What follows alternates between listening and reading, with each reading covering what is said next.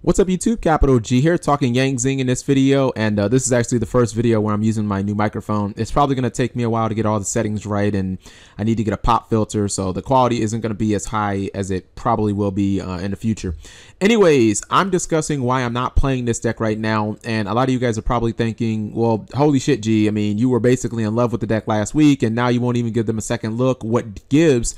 And it really doesn't have anything to do with the playstyle of Yang Zing or its level of competitiveness. It really comes down to the absurd rarities that Konami released these things as.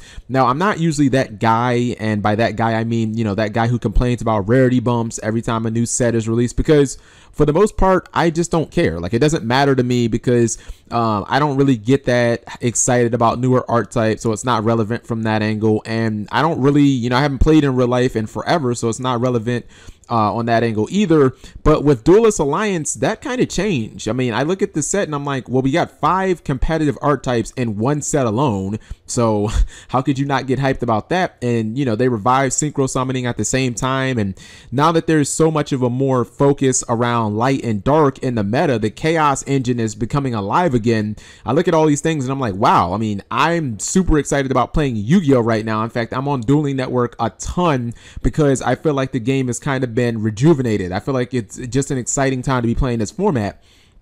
When I saw the rarities of Yang Zing, my first reaction, however, was fuck this. I mean, I can't deal with this. Like, Baxia is a secret, Path is a secret, the Tuner and Creation, although I will say rightfully so, are both ultra rare. And this is what kind of broke the camel's hump for me. Every single one of the freaking core monsters, all 4 of them, are all super rare. Like, what? I mean, I couldn't believe that, because that's 8 hollows, and every single card that I just named outside of Baxia, you have to play 3 of. So, I mean, how many hollows are we talking there? Like 23 just in the basic, like, Yang Zing?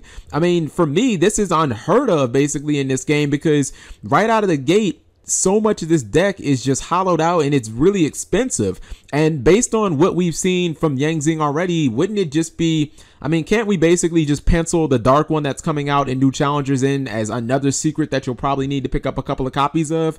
The only time that I can remember something like this happening is when Lightsworn came out and Konami kind of fucked over the Lightsworn fans, because like JD was secret, Solar Recharge was ultra, Aaron was secret, Celestia was ultra, Lila was ultra, Arcus was super, or maybe with Mermail, because it was pretty much the same thing. But at least in defense of Konami, I can look at Mermail or Lightsworn and I can say they were the focus of the entire booster set. So it's kind of expected that a lot of them will be like hollow.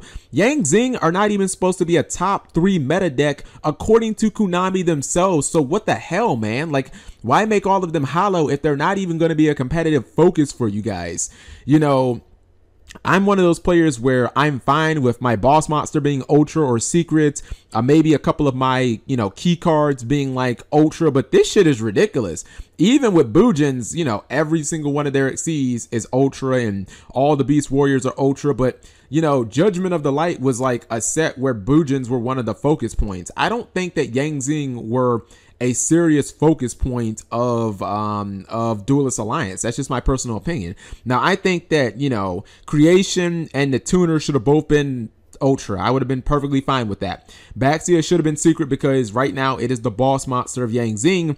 Path, okay, I'll give you a super on that, but outside of that, everything else should have been common. I mean, you look at Burning Abyss, like all of the monsters are common. You look at Shadows, all of the monsters, the core monsters that go into the deck, they're all common or rare. Like, I understand that they got hit hard with the fusions, but that was to be expected. Those are your boss monsters. They should be hollow. I mean, I just don't think what they did with Yang Zing was right. Like, even if you compare Satellanites, you know, they had 2 ultras, and then their boss monster obviously is hollow, but then Altair and all the other guys are like common. So I just don't understand why they did such a rarity hike on Yang Zing, and it completely turned me off to the deck. So that's kind of the reason why I'm not playing them. I mean, maybe that'll change in the future. I know that the supers aren't that expensive, but each one's like $350, and when you multiply that by 3, that's basically $10 per times 4. I mean, that's $40 more for cards that should have been, I don't know, 10 cents or something like that. Let me know what you guys think. Thank you for watching as always. Give the video a thumbs